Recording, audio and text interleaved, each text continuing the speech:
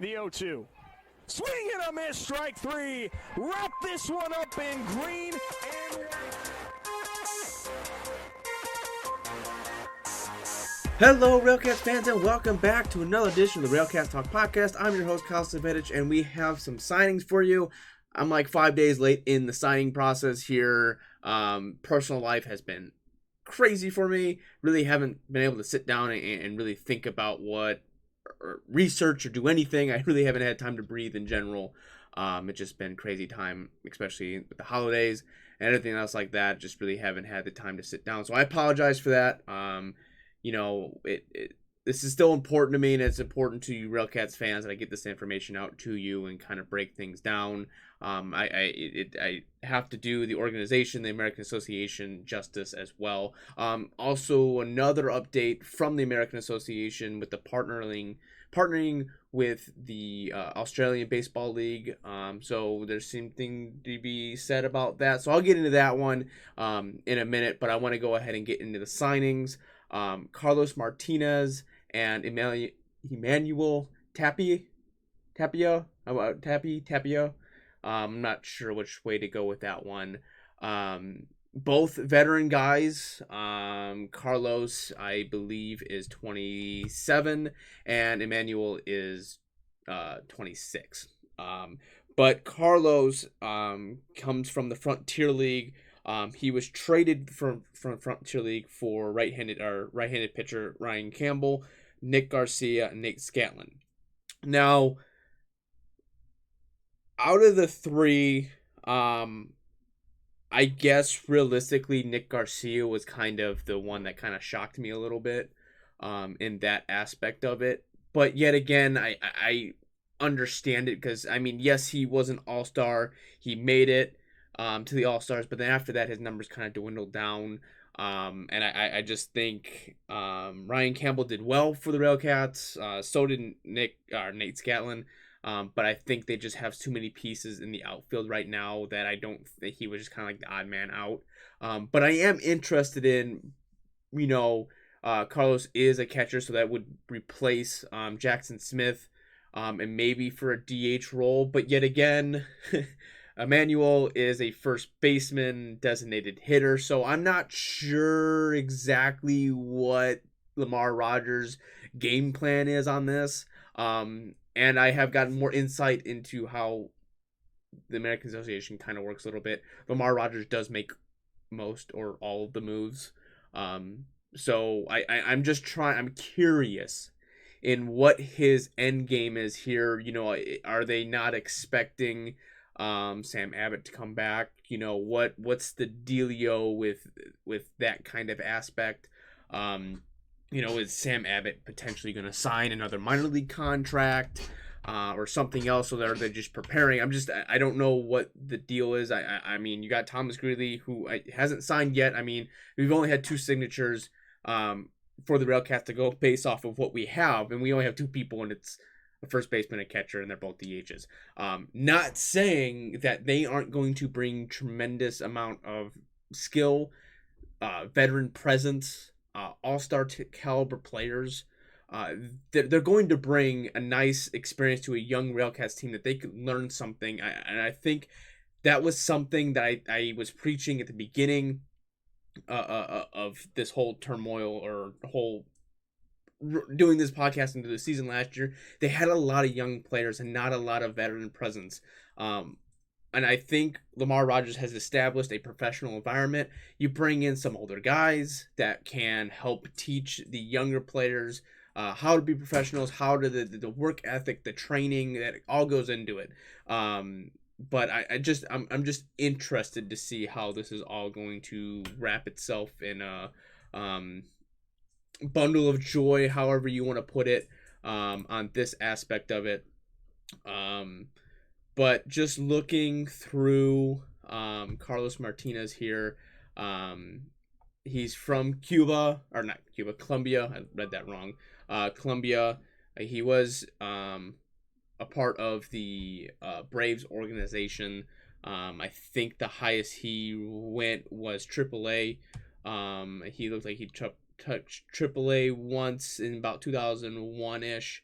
range. Like I said, he did come from the Frontier League. He played 70 games. He had 289 plate appearances, 247 at bats. Walks don't count, hit by pitches, that kind of stuff don't. He scored 55 times. He had 83 hits, 16 doubles, no triples, 16 home runs, 62 RBIs. One time caught stealing, 30 walks. He struck out about 29 times. Which really isn't that bad to think about. This is I didn't really look at this stat quite yet.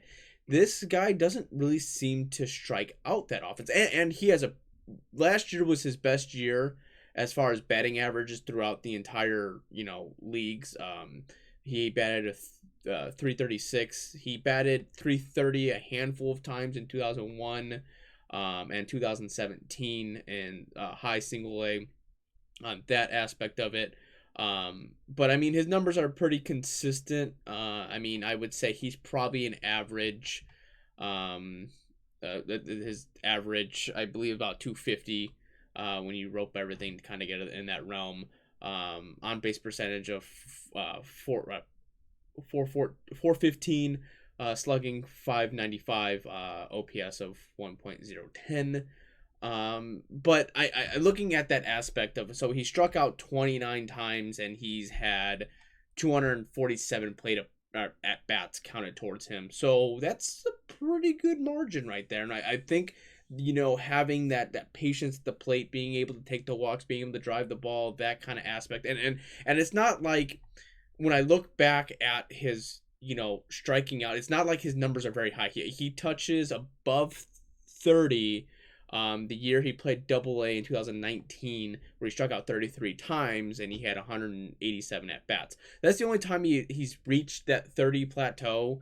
That year kind of seemed like it was a bit of a downish year. He only batted 198, and then the year after that he batted 133. But he only played like 5 games. That was in Colombia. So like I said, it's not like he's really touching anything crazy. On that aspect of it. So, that's interesting that it just didn't really, that's interesting. I like to see that number sitting right there, on that aspect of it. Give me 1 second. These dogs are barking. I'll be back in a second. Crazy dogs thinking something's going on. I don't know. They're being crazy.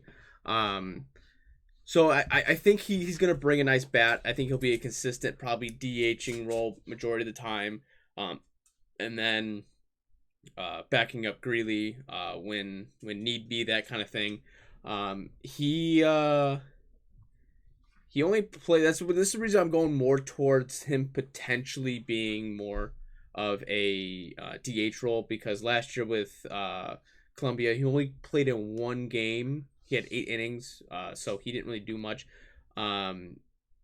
His fielding percentage is pretty decent. I mean, nothing below 950. In that range, he I think his lowest year was a 976. As I'm looking, 976, and that was high A. So nothing crazy. That I think it's pretty good in the fielding percentage, which is something that the RailCats kind of struggled at with fielding wise at that position. But I think he's gonna be more of a DH role. I think he's just that veteran presence that will be at the DH role, that kind of deal. Or not. I don't know. Like I said, it's just kind of weird, because then you have Emmanuel, who's also a first baseman, a designated hitter, that kind of deal. So I don't know what they're trying to do, if one's a backup plan versus the other. Just looking at Martinez, I think he'll probably be in the lineup more than not, just based off his numbers and seeing how it goes.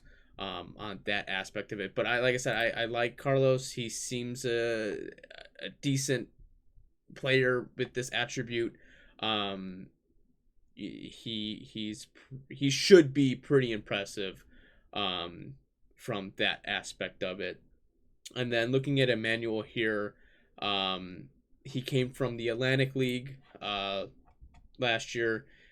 Played in 83 games, had 297 plate appearances, 253 at-bats, 50 runs, 70 hits, 16 doubles, no triples, 15 home runs, 69 RBIs, 7 stolen bases, 1 caught stealing, 37 walks, but struck out 79 times. So he had a batting average of 277, on base percentage of 374, slugging 518, and OPS of 892.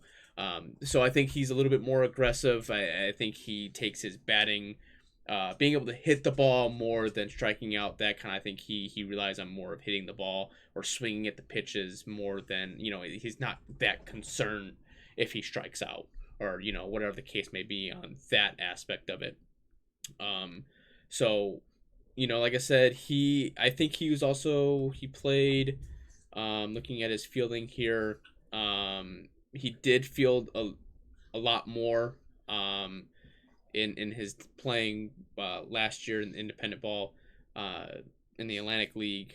He had a 989 fielding percentage. So I like looking at the fielding percentages because I like having a person that can be able to play defense and then also play offense at the same time. I like that two-way kind of feel. Unless he's not very good at fielding and you throw him at the DH role, then I can understand that aspect. I think that's what kind of leads me towards. My bad. He's also a right fielder. So I guess realistically, that's something that they might look at is throwing him in the outfield. I just realized when I went to Baseball Reference and when I first saw it the first time, it only said first baseman and DH. So I'm interested to see. That's where he may get some of his playing time. There is out in the outfield. Like I said, I think the RailCats do need that outfield presence. I mean, Mariaga has played brilliantly out there, and I think they're trying to find these players that can play the field and be able to hit the ball. The older these older players still have that ability to do that. They've been in the leagues a little bit longer. They can adjust to that kind of stuff. They're used to this kind of atmosphere, that kind of stuff. So it's gonna be interesting to see what how they roll with that. But Emmanuel is from the Dominican Republic. I don't know where he was or if he was even drafted in the first place. It's not really even letting me look that up on that aspect of it. It doesn't look. He looked like he may have signed. Oh, that's right. He signed with the Cleveland Guardians in 2013. Spent 6 seasons in the organization with them. There we go. I found it. So in that realm, so he did sign. He did go somewhere. I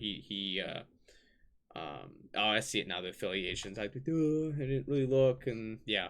But only reaching high A is the highest that he touched, and then played in the Atlantic League the last 2 years. In that aspect, like I said, I'm just interested to see what I think these are 2 good signings right off the bat. I still think I think they need to go for a veteran arm and more of a closing role that has that mentality, that has been in the situations a little bit longer. I still think that is a must from this team.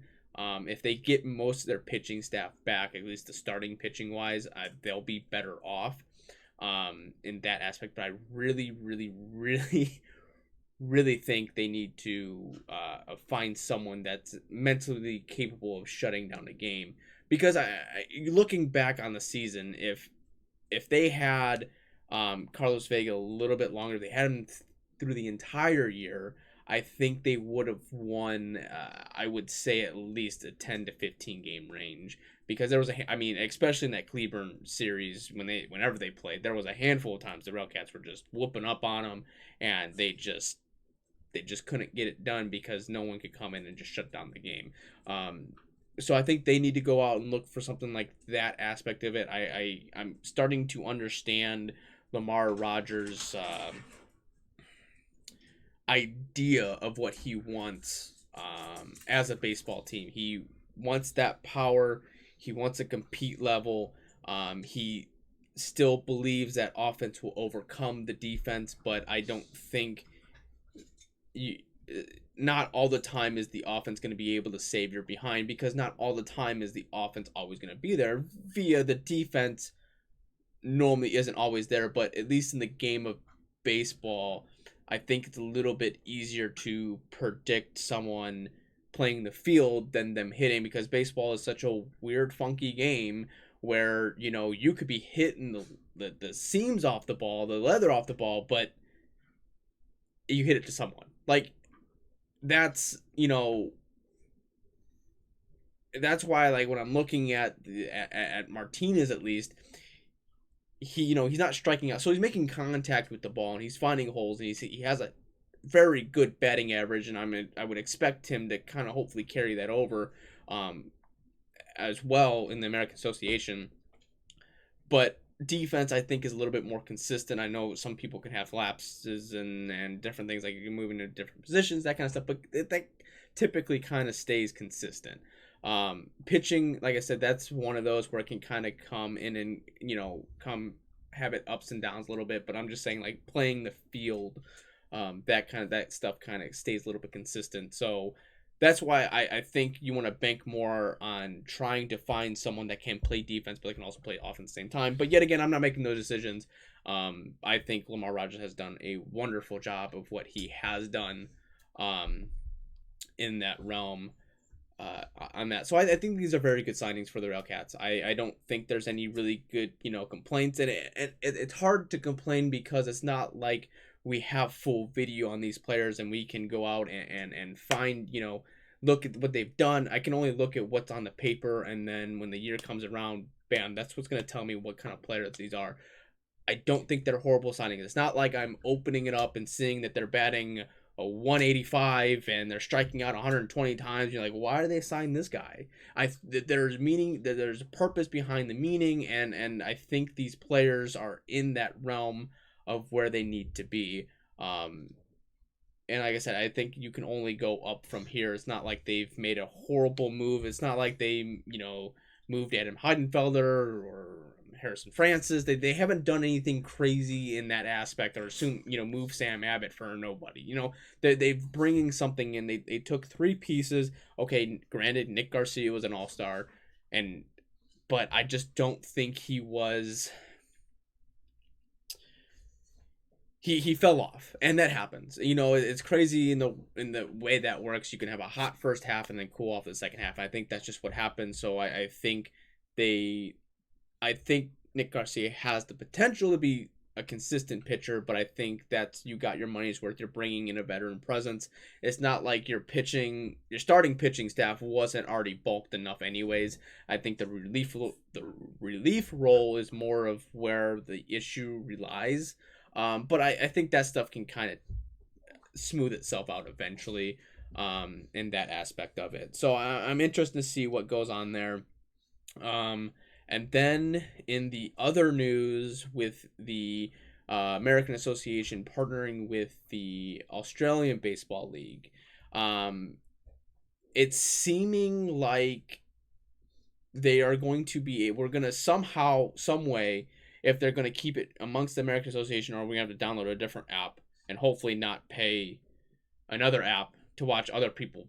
It's seeming like the coaches can go to Australia, the players can go to Australia, and it's like a full year round of baseball that these players can play, or it's another way for managers that are here in the States can watch other players from another country and bring those players. It's all about growing the sport, and you're seeing a lot more Australian players.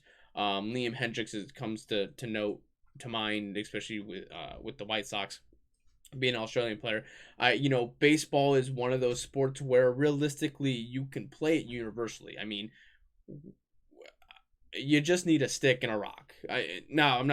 Granted, I don't think it's smart playing with a stick and a rock and swinging that around and throwing at people's heads. I don't think, but I'm just saying there's a ways that baseball can always be a tribute to something.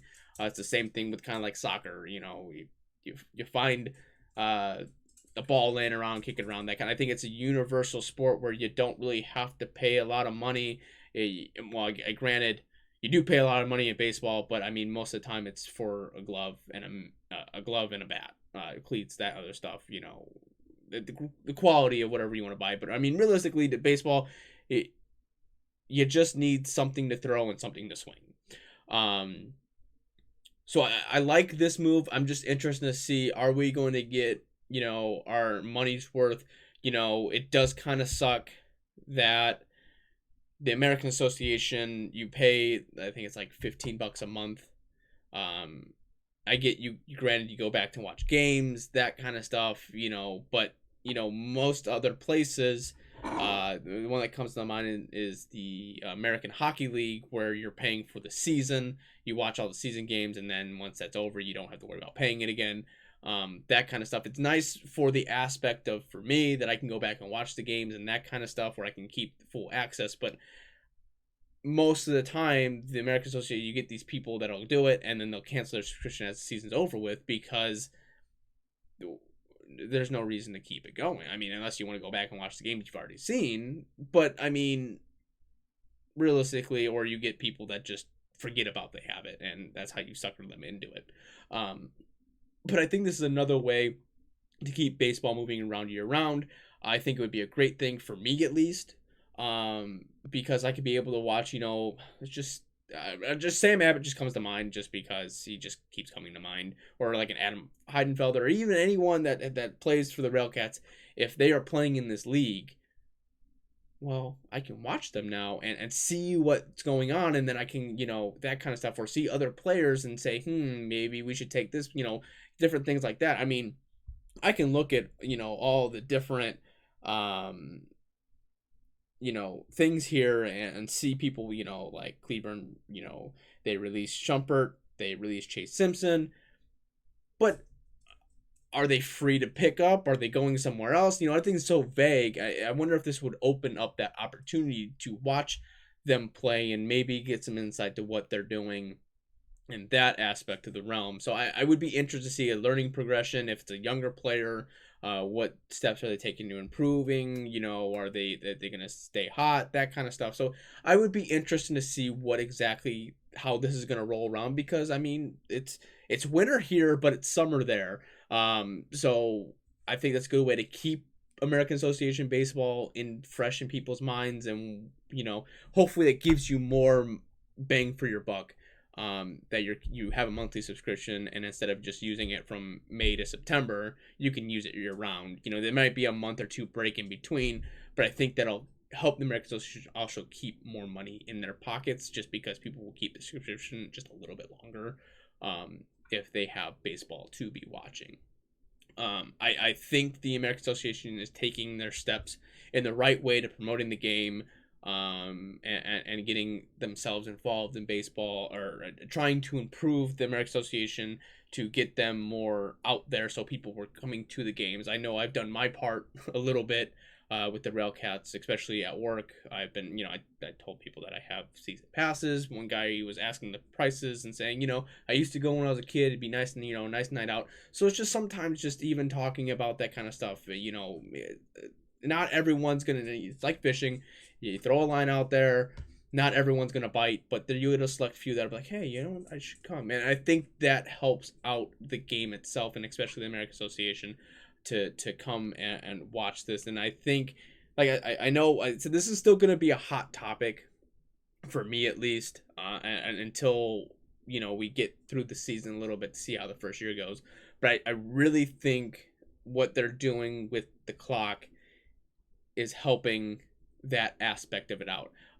They haven't decided on the size of the clock yet, how big it is. They haven't even implemented it into the stadiums quite yet.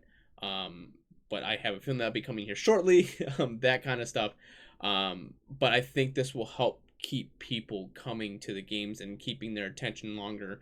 And I'm not saying I don't want to go to a game and it be over in 30 minutes. That's what I'm saying. I said still want to be able to enjoy my time.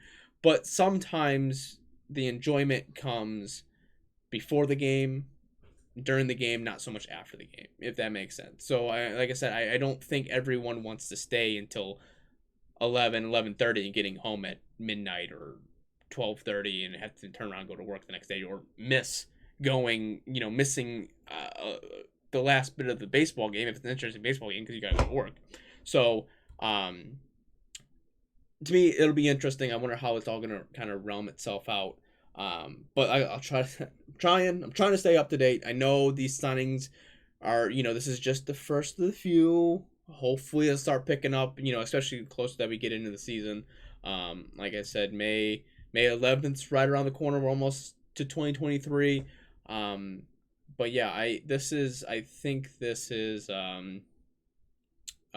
very, very interesting signings. I like it. I want to hear your guys' thoughts on the signings. If you've done any research or if you've seen them play anywhere, that kind of stuff.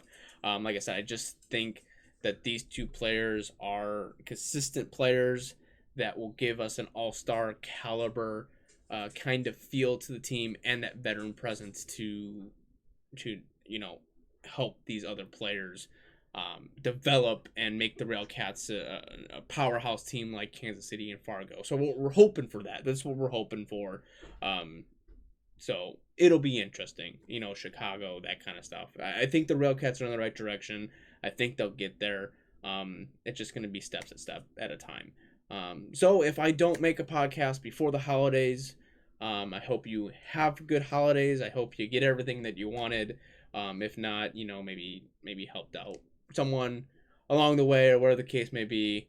Enjoy time with your family, friends, whatever you do in this time of giving, I guess. I know Thanksgiving was last month, but this time it be around family. I know not everyone has families, but friends, that kind of to embrace themselves around and enjoy time with friends and family. From me to you, I wish you the best of holidays as well, no matter what your beliefs are, if it's Christmas, Hanukkah, Kwanzaa, if you just don't do anything at all, just enjoy the new year as well. So if I don't make a podcast by then, like I said, I hope you have good holidays, good New Year's, all that good stuff. But that's going to wrap it up for me. I'm your host, Kyle Svetich. If you like what you see, make sure you share it with your friends. Comment down below what you think's going on, what direction you like, if you're liking what the RailCats are doing or not, concerns, that kind of stuff. I'd love to discuss that kind of stuff as well. So if you like the video, please leave a like, comment, and subscribe. Yeah, that's gonna do it for me. I hope you enjoy the rest of your day, rest of your evening, whenever you're watching this, and go Cats.